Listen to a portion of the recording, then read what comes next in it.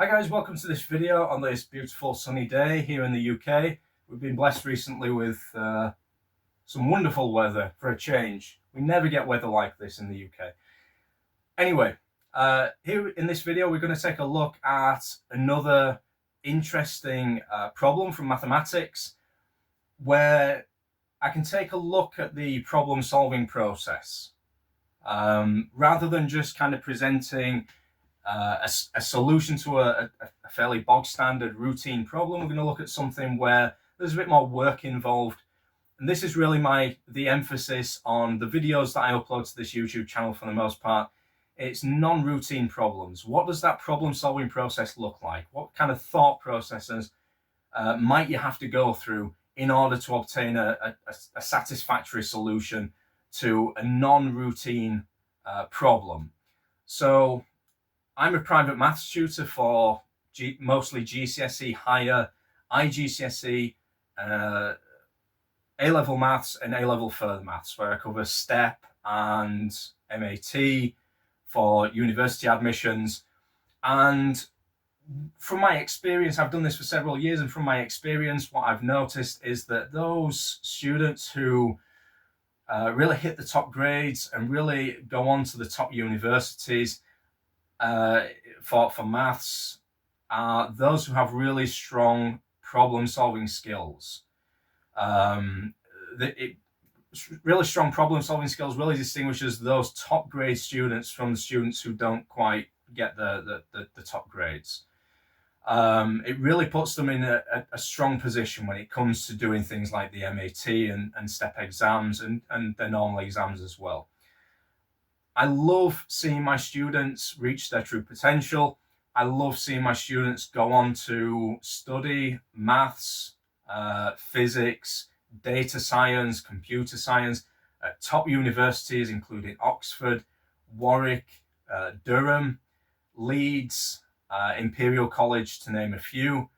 It really does warm my heart to see my students doing so well and to know that I've helped them potentially achieve their true potential. If you are interested in how I can help you to develop your problem solving skills, to get those top grades, to get into the college, the sixth form, the university that you want to go to, please feel free to get in touch. I'd love to hear from you. I'd love to have a discussion with you about how I can help you reach your potential and get those top grades in your exams and get into those universities. I'll look forward to hearing from you. One last thing before we start with the problem.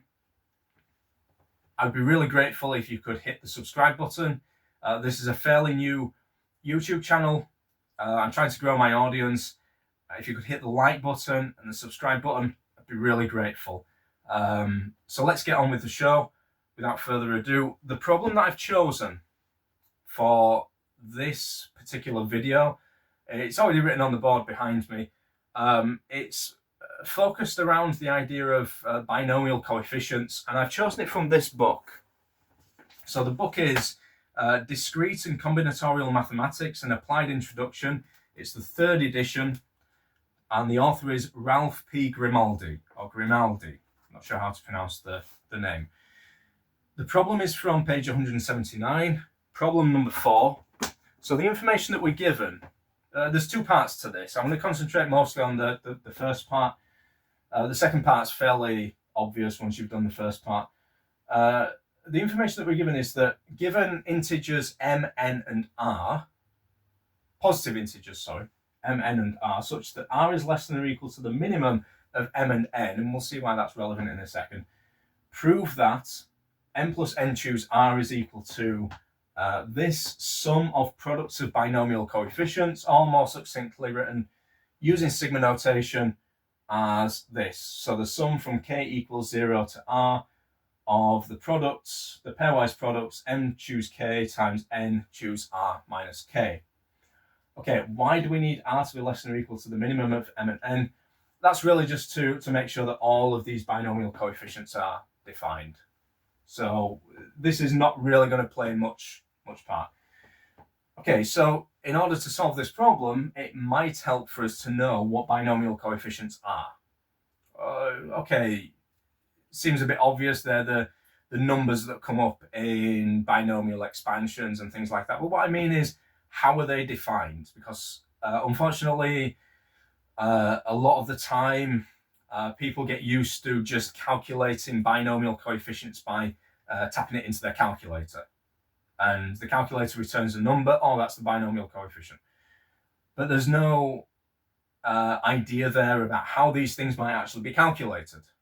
Well, there are algebraic expressions that correspond to binomial coefficients, how they're defined. And it might be helpful for us to know what those expressions are. It might be. And it's always worth, initially when you're trying to solve a problem, trying to make yourself aware and maybe actually writing down on the page some of the various properties of the things that are involved in the problem. So in this problem, we're dealing with binomial coefficients. It might be worth recalling some of the properties of binomial coefficients, and especially the definition of binomial coefficients. So the binomial coefficient n choose r, and we're going to stick with positive integral values of n and r for the time being, is equal to n factorial over r factorial times n minus r factorial. This is one way that we could define binomial coefficients, where n factorial is equal to the product of the first n integers, positive integers. So in other words, n is equal to n times n minus 1 times n minus 2 times all the way down to times 2 times 1. And also, by definition, 0 factorial is equal to 1. So a lot of people ask me sometimes, how do we know that 0 factorial is equal to 1? Because it obviously doesn't seem to fit this formula here. And the answer to that is, we define it to be equal to 1. We define it to be equal to 1 because it's convenient for us to do so. We could define 0 factorial as pretty much anything we wanted to if we chose to do so. But we don't really want to make things more complicated than they need to be. We want to choose things in a convenient way, and 1 seems to be a convenient value for what we want to do. So based on what we see here, we do have another way of possibly writing n choose r, which is n times n minus 1 down to n minus r plus 1 over r factorial. So this comes about by effectively cancelling common factors in the numerator and denominator here. So we've got n minus r factors here in the denominator that also appear here in the numerator. Cancelling those n minus r factors, we're just left with r factorial in the denominator and these factors remaining in the numerator. Okay, this may or may not be useful to us. Because one thing that what I've mentioned in previous videos is that sometimes in the problem solving process, you might have initial ideas about how to solve a problem, and those initial ideas might be quite, looking back on things, quite naive. But that doesn't mean that they're not worth exploring. It doesn't mean that you're doing anything wrong, and it's certainly nothing that you should feel ashamed about or embarrassed about, that you try something that turns out to be kind of naive. This is part of the problem-solving process. These naive initial attempts may open your eyes to other possibilities and eventually to an adequate solution to the problem. When you get that adequate solution to a problem, your work's still not done, because there could be ways to refine the solution, to improve the solution, but you might look over your initial attempts and think, how did I not see this final solution that you've arrived at? And the answer to that is, you just didn't see it. And that's what happened here. So there's a very straightforward solution to this. I went for a completely different approach, a naive approach. But I've said also in my introductory video to this series that this is going to be a warts and all kind of series of videos. I'm going to show you some of the initial attempts that I make to solving problems. Even if those attempts don't work, and I abandoned them, and I'll try to explain potentially why I abandoned the ideas, but I won't necessarily, I'm not going to discourage anybody from attempting a solution because it might potentially be wrong. That's problem solving. That's how it works, and that's how it has to work. So what I initially tried, and I'm not going to go through absolutely everything that I wrote because I wrote quite a lot before I arrived at a satisfactory solution. I tried to use this definition to rewrite some of these binomial coefficients, and I also at some point tried this definition as well to see if that made any difference. It didn't, but let's have a look at how that went. So I chose, for example, n choose 0 times n choose r. This is equal to m factorial over 0 factorial times m factorial times n factorial over r factorial times n minus r factorial.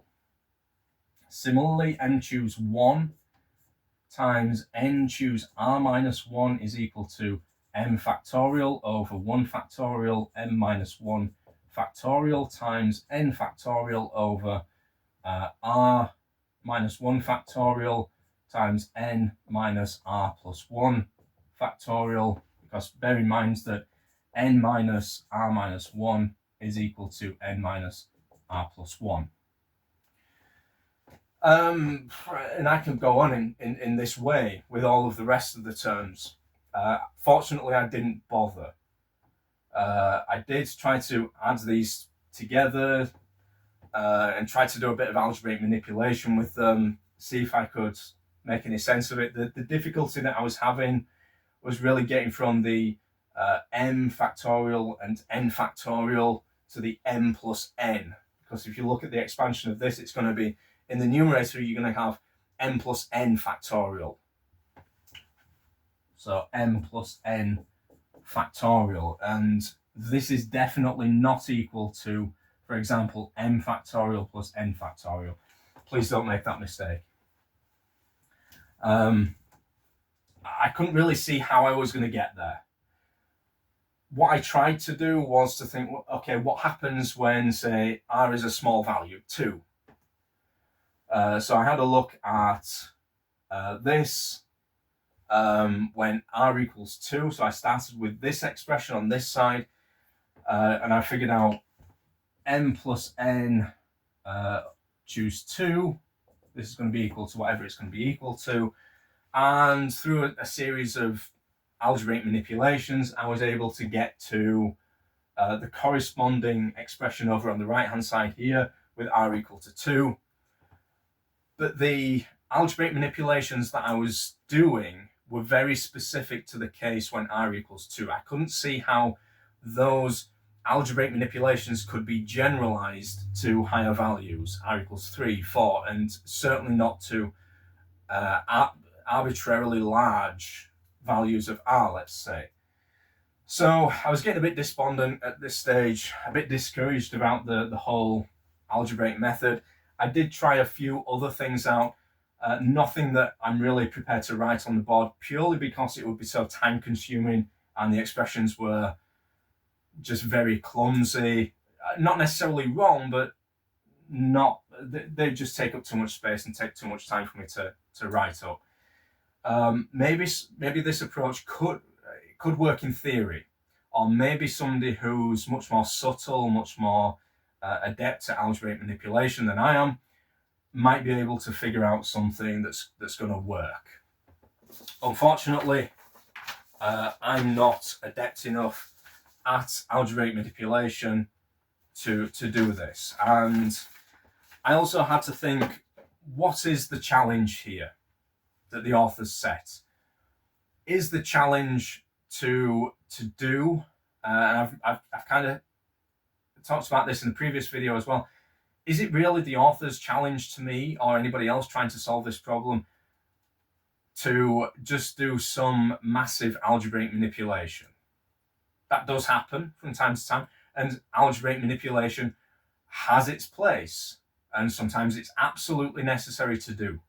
But I didn't think that that was the aim of this problem. I thought there was going to be, there must be, my gut instincts, my feelings were telling me that the aim of this problem is something much more subtle, rather than just trying to brute force this through algebraic manipulation in this way. So the upshot is I scrapped this. I wasn't making any progress whatsoever, and I tried something completely different. Now, how did I arrive at my next idea? Well, I don't know. Something during the problem solving process, some things just pop into your head. And what I imagine it is that I'm not a psychologist or anything like that. Maybe there's a psychologist out there that could tell me how this works in more detail. But maybe your unconscious mind, is it unconscious or subconscious mind, sees more than your conscious mind. So my unconscious mind was seeing something in what was going on here and what I needed to do. And it had been kind of working away at it. And after a while, this popped into my head. The following approach popped into my head. Now, some of you have probably seen this already. What I'm about to write, I've no doubt that some people who are watching this video will have already seen what they need to do. And if you've seen what you needed to do, then you've seen in a much shorter period of time than it took me to see. So really well done.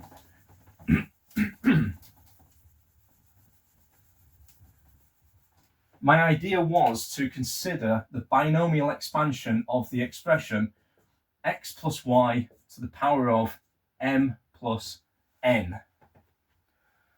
Consider the binomial expansion of this. What do you get? You get the sum from r equals 0 to m plus n of, and this is what really set the ball rolling for me, m plus n choose r.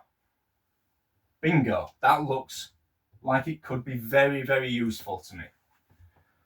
Of x to the power of m plus n minus r, y to the power of r. But this is also equal to, using laws of indices, x plus y to the power of m times x plus y to the power of n,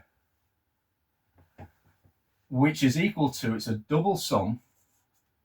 In fact, no, it's a product of two sums, which I'm going to make into a double sum in a second. So it's the sum from s equals 0 to m of m choose s, x to the power of m minus s, y to the power of s, times the sum from t equals 0 to n of n choose t, x to the power of n minus t, y to the power of t, which is equal to the double sum s equals 0 to m, sum from t equals 0 to n of m choose s, n choose t, x to the power of m plus n minus s plus t in brackets, y to the power of s plus t. Okay, so what do I get? If I consider this, I'm going to get effectively a polynomial in two variables, x and y. If I expand this out, I'm going to get a polynomial in two variables, x and y.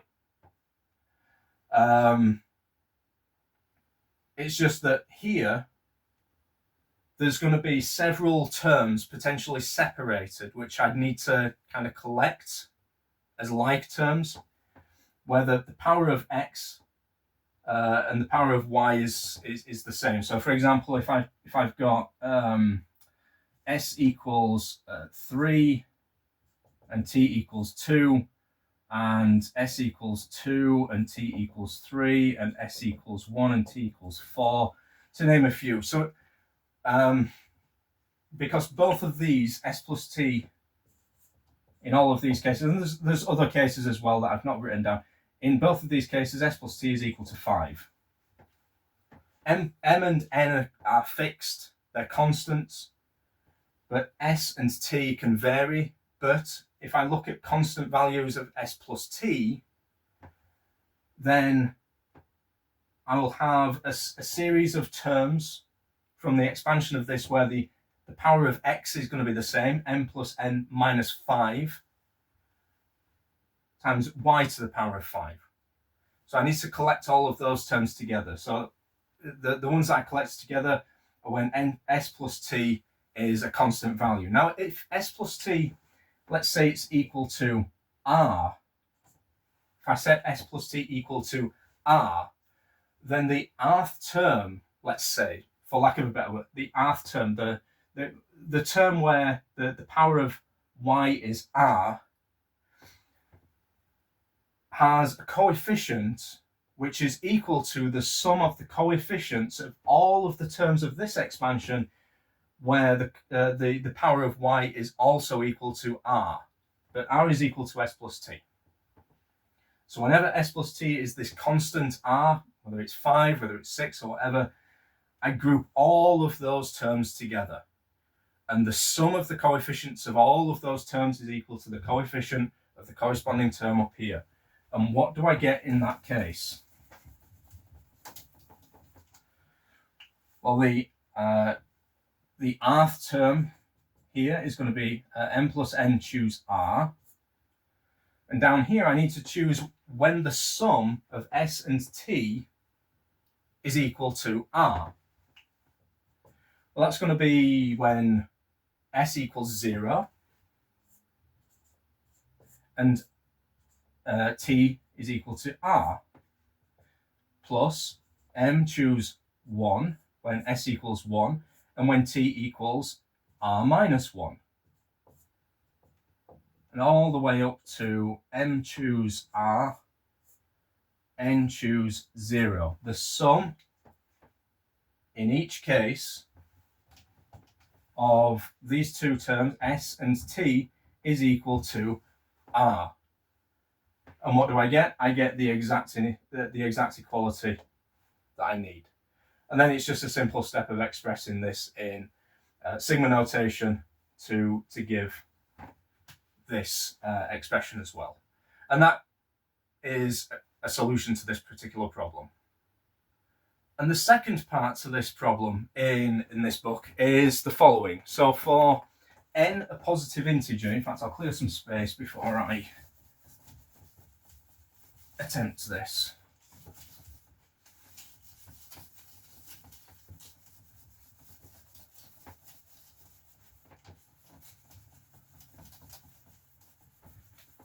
I'll leave this result on because we're going to use this result. So for positive integer n, show that 2n choose n is equal to the sum from k equals 0 to n of n choose k all squared. Okay, so with the result that we've just proved, this is dead easy.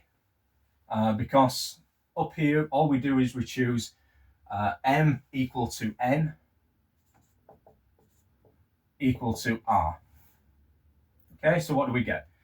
That gives us that m choose n is going to be 2n, r is equal to n, and this is equal to the sum from k equals 0 to r, which is also equal to n choose k times n choose n minus k. But by the symmetry of binomial coefficients, that n choose k is equal to n choose n minus k, then I can just replace that with n choose k times n choose k, and this is just equal to n choose k squared. And that proves the result from part B for this particular problem. And that's the solution to both parts of this problem.